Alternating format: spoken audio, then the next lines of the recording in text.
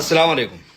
ഏറ്റവും പ്രിയപ്പെട്ടവരെ, നമ്മുടെ നാടിൻ്റെ പുറത്തുള്ള സ്ഥലങ്ങളിൽ നിന്ന്, പ്രത്യേകിച്ച് ഇതര സംസ്ഥാനങ്ങളിൽ നിന്ന് സ്ഥിരമായി കാണുന്ന കേൾക്കുന്ന വാർത്തകളാണ് മദ്രസ അധ്യാപകർക്കെതിരെയുള്ള മർദ്ദനം, മദ്രസ വിട്ടുപോകുമ്പോൾ ഉസ്താദുമാരെ മർദ്ദിക്കുക, നിസ്കരിക്കാൻ പോകുമ്പോൾ അല്ലെങ്കിൽ നിസ്കാരം കഴിഞ്ഞു പോകുമ്പോൾ അല്ലെങ്കിൽ പള്ളിയിൽ കയറി പള്ളിയിലെ ഉസ്താദുമാരെ മർദ്ദിക്കുക എന്നുള്ള വാർത്തകളൊക്കെ നമ്മൾ പുറത്തുനിന്ന് നമ്മൾ കാണുന്നുണ്ട്. നമ്മളെ ഈ നാട്ടിൽ വല്ലാതെ നമ്മൾ കാണലും കേൾക്കാറില്ല. ഇന്നലെ സുൽത്താൻ ബത്തേരി എന്നൊരു വാർത്ത, ഒരു വീഡിയോ കണ്ടു. ഇന്നിപ്പം കോഴിക്കോട് എഡിഷനിലെ ഒരു ഇതിൽ പത്ര കട്ടിങ്ങും ഉണ്ട്. ആ വീഡിയോയും ആ പത്ര കട്ടിങ്ങും ഞാൻ ഇതിൽ വെക്കുന്നുണ്ട്. ആ വീഡിയോയും പത്ര കട്ടിങ്ങും കണ്ടതിന് ശേഷം ബാക്കി നമുക്ക് പറയാം. നേരെ ഞാൻ സൗഖ്യത്തിന് വിട്ടുകൊടുത്തു. ഞാനിവിടെ കയറി വന്നത് ഇയാളെ വിളിച്ചിട്ട് അവിടെ കയറി വന്നത് ചോദിച്ചോക്കെ അയാളോട്. പിന്നെന്താ 10-13 ഫോൺ വെക്കും നിങ്ങൾ ഫോൺ വെക്കും. മുനീർ അങ്ങനെ എവിടെയും ഓടി വരുന്ന ആളൊന്നല്ല. ഈ ആ വർത്താനം നിന്നോട് പറയണ്ട, മനസ്സിലായില്ലേ? ഞാൻ 10-13 ഇവിടെ കയറി വന്നിട്ട് ഇയാളെ വിളിച്ചു. ഇത് നോക്കി, നിങ്ങൾ ഇത് നോക്കണോ? ഞാനാണോ തെറ്റുകാരൻ അല്ലെങ്കിൽ ഇവിടെ വേറുള്ളവരാണോ തെറ്റുകാരെന്ന് പറയണോ? നിങ്ങൾ വീഡിയോ പിടിച്ചോളി. വീഡിയോ എന്നോട് ചോദിക്കാതെ ഞങ്ങളുടെ വീഡിയോ പിടിക്കാം. എങ്ങനെ വീഡിയോ പിടിക്കാം?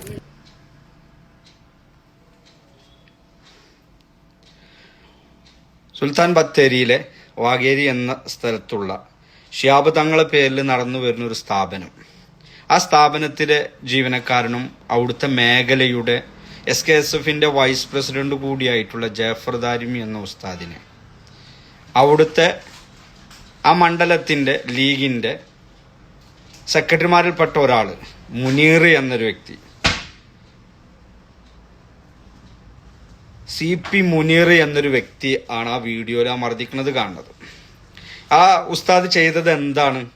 മുനീർ ആ ഓഫീസിൽ കയറി സംസാരിക്കുന്നത്, വീഡിയോ എടുക്കുന്നത് രംഗാണ്.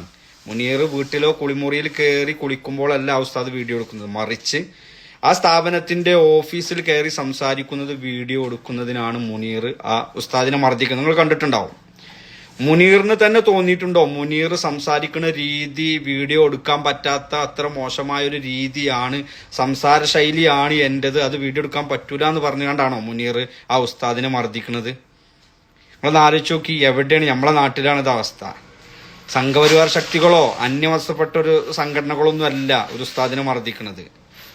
നമ്മളെ പാർട്ടിന്റെ, നമുക്കറിയാം, ഇപ്പൊ കഴിഞ്ഞ 2-3 ദിവസമായിട്ട് ഇന്ത്യൻ യൂണിയൻ മുസ്ലിം ലീഗ് എന്ന പാർട്ടിന്റെ മഹത്വം പാടിപ്പറയാണ് ഓരോ ചാനലുകളും, ഓരോ പാർട്ടികളും, ഓരോ പ്രവർത്തകനും. അത് ലീഗുകാരെന്നല്ല, മനസ്സിൽ നന്മയുള്ള എല്ലാ ആളുകളും. ലീഗ് കഴിഞ്ഞ ദിവസങ്ങളിൽ ചെയ്ത ആ കുടുംബങ്ങൾക്ക്, 51 കുടുംബങ്ങൾക്ക് നൽകിയ വീട്, ആ വീട്ടിലേക്ക് ആ വീട്ടുകാർ കയറി താമസിക്കുന്നതിന്റെ ആ ഫോട്ടോസും വീഡിയോസും കണ്ടപ്പോൾ എല്ലാ മലയാളികളും ഒന്നടങ്കം മനസ്സിൽ സന്തോഷിച്ച് നിൽക്കണം. അതിൻ്റെ ഇടയിലാണ് പാൽപ്പായസത്തിൽ എലിക്കാട്ടം കൊണ്ടേയിട്ടാൽ എങ്ങനെയെന്ന് പറയുന്നത് പോലെ ആ പാർട്ടി ഇതിന്റെ ഉന്നത സ്ഥാനത്തേക്കാണ് ഈ ഒരു മുനീർ എന്നൊരു വ്യക്തി. നായിക്കാട്ടത്തിന് പോലും ഉപമിക്കാൻ പറ്റുന്ന ഒരു വ്യക്തി. അദ്ദേഹം എന്തിന്റെ പേരിലാണ് ആ ഉസ്താദിനെ മർദ്ദിക്കുന്നത്? നമുക്കറിയാം, ആ സ്ഥാപനം നല്ല രീതിയിൽ മുന്നോട്ട് പ്രവർത്തിച്ചുകൊണ്ടിരിക്കുന്ന ആ സ്ഥാപനത്തെ ഇല്ലായ്മകളും വല്ലായ്മകളും പറഞ്ഞ് പല പേരിലും ആ സ്ഥാപനത്തെ പൂട്ടിക്കെട്ടാൻ വേണ്ടി ശ്രമിക്കുന്നു എന്നുള്ള കാര്യം കൃത്യമായി ആളുകൾക്ക് മുമ്പിൽ വിവരിച്ച് പറഞ്ഞതിന്റെ പേരിലാണോ ഈ ഒരു ആക്രമണം? ഇതുപോലുള്ള ആളുകൾ പാർട്ടിക്ക് കോണുണ്ടാവില്ല, പാർട്ടിക്ക് മോശം ഉണ്ടാവുള്ളൂ. ഇവരെ ഇങ്ങനെയുള്ള ഈ സ്വഭാവമുള്ള ആളുകളെ പാർട്ടിയിൽ നിന്ന് എടുത്ത് പുറത്തിടണം.